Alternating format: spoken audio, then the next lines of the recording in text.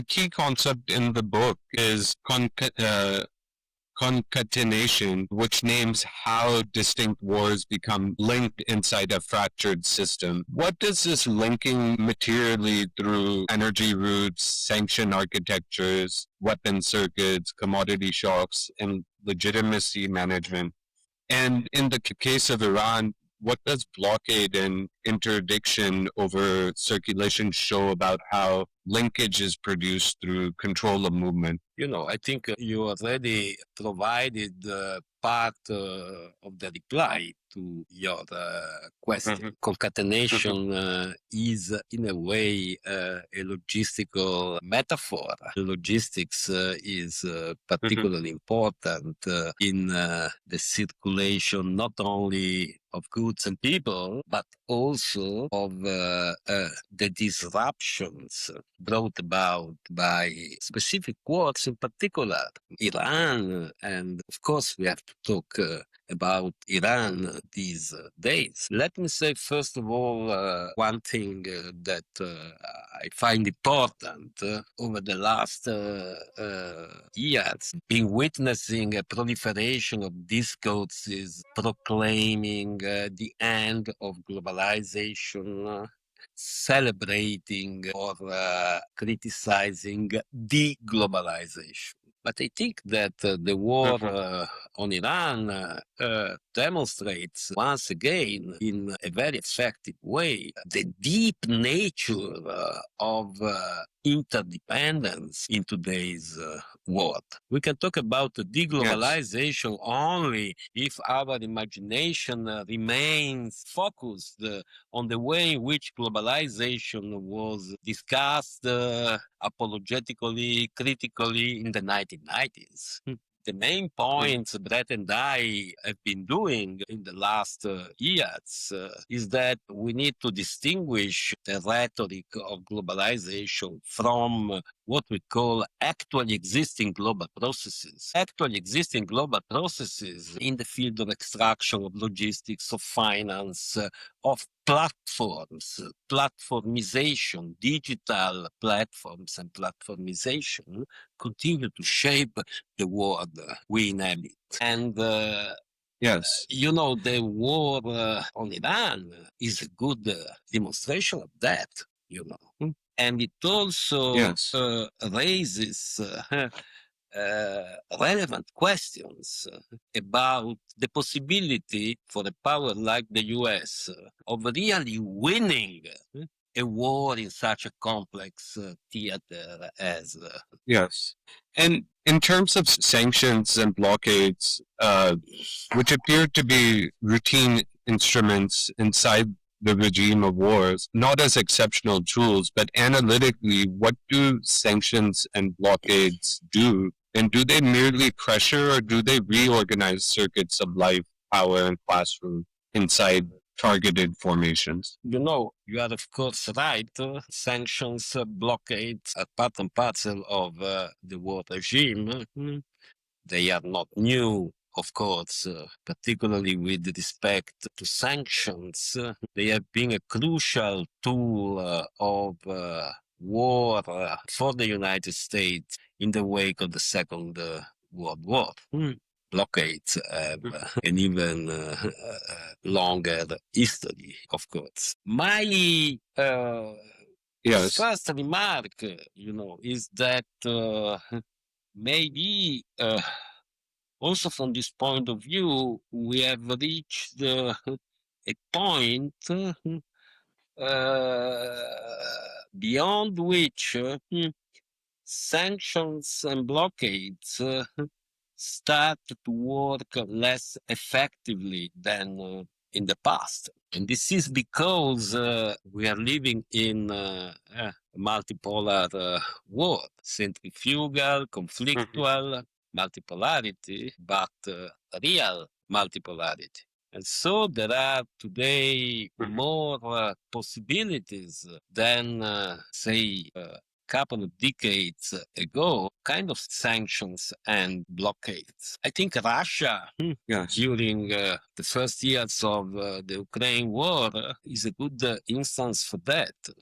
because Russia was able to kind of partially, but in a way effectively circumvent the sanctions, opening up a new logistical corridors, new monetary and financial instruments that maybe it should have been not so easy to open up in the recent past. Yes. And what does this do to the meaning of peace under a regime of war? You know, that's a crucial question for all of us, that are engaged in struggles against the war, that are engaged in struggles for opening up new horizons of liberation. What does peace mean today? I was saying before that contemporary war regimes are predicated upon a kind of blurring of the boundary between war and peace. This has important implications for the meaning of war, but also for the meaning of peace. So let's say that we cannot be satisfied today. Maybe we have never been satisfied also in the past with a definition of peace as mere absence of war. Our friend, comrade from Spain, Raúl Sánchez Cedillo, wrote a very good book in the first months after the Russian invasion of Ukraine. The title was "This War Does Not End in Ukraine." You know, was quite right in this diagnosis, unfortunately. In that book, Raul tackles directly this question of the meaning of peace. A movement against the war must also have a kind of positive horizon, must have a kind of notion of peace in mind. But what is peace today? Raoul proposes the notion of constituent peace, which means a peace that coincides with the opening up of processes that aim at the construction of a different society. It is, of course, very general. I am aware of that. Raoul is aware of that. But I think it is in this direction that we have to continue to think about the meaning of peace. Key argument is also related to the hard line between opposing coercion and converting that opposition into a geopolitical attachment. And in the book, it also makes a point using Iran not abandoning support for the struggle for the sake of celebrating like anti-American whole. What has to stay in view to hold that line, especially within when the international system is being polarized? You know, the global left, there is nowadays a strong stream of thought that could be called Campism, which means that, put it quickly, friend is the enemy of your enemy. So if you think that the US is the only imperialist power, all the powers that oppose the US are your friends. Indeed, in the book, but then also in other writings after the book, we take a radical distance from this attitude.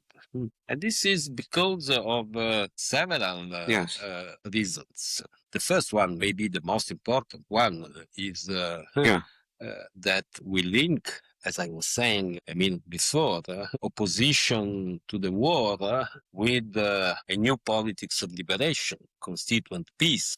And from this point of view, what matters more is the quality of social relations of production, if you wish, prevailing in each single country or region. That's the most important question. You look at Iran, what you say, again, to put it quickly, is something that has nothing to do with the politics of liberation.